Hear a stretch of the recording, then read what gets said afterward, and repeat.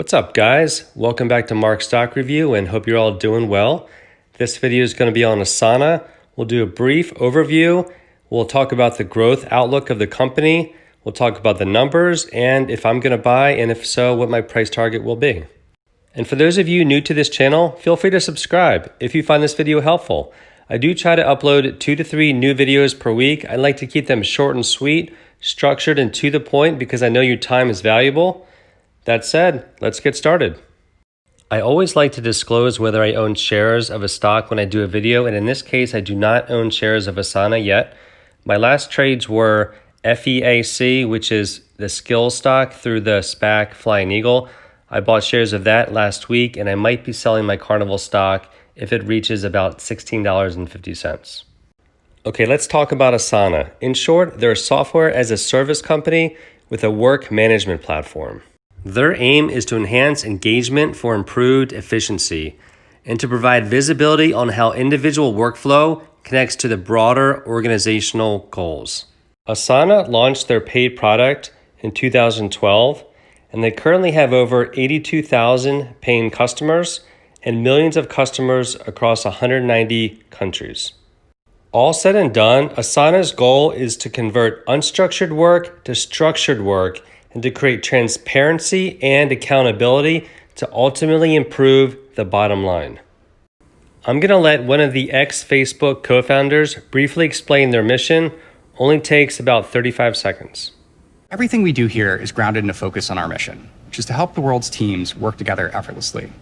So if we succeed at our mission, the work we do here can make every one of those groups vastly more leveraged and effective. The biggest thing slowing down teams today is the fact that they now spend more time coordinating work than actually doing it.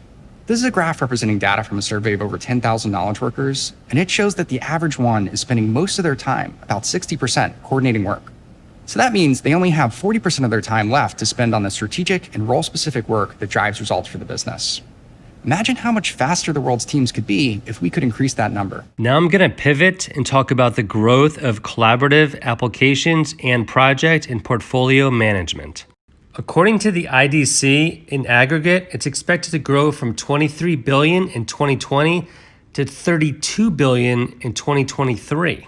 And this is according to Asana, and because of that, you do have to take this with a grain of salt.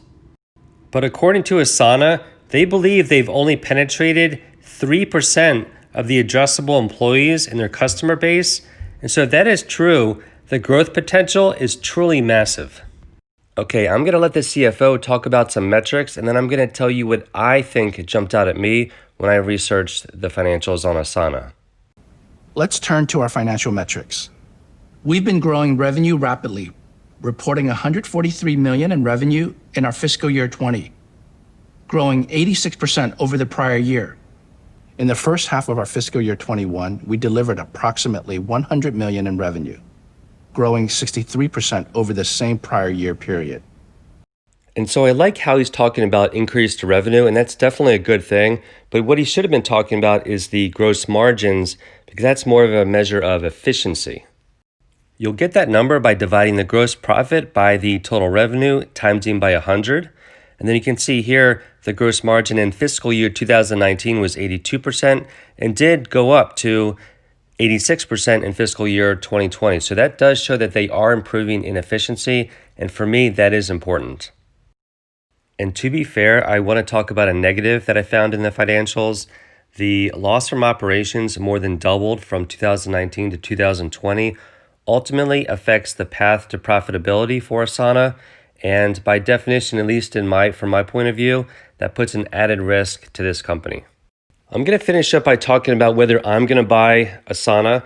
I really like the company, really like the management and the space they're in. However, they are losing money, and because they did a direct offering, they may need to raise capital in the future, which could adversely affect the share price. Okay, so the reference point was initially $21 set by the New York Stock Exchange.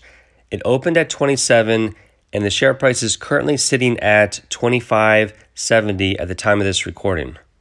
And again, I do not own shares of this company yet, but if I was going to trade this stock, I probably would set a limit order of $25 flat as a starting position, and then slowly accumulate my shares probably over a good month period of time.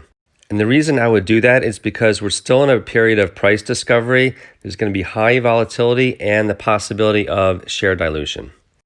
In this way, spreading out the transactions over a long period of time will avoid the possibility of putting all the shares in at once and then having the share price drop dramatically.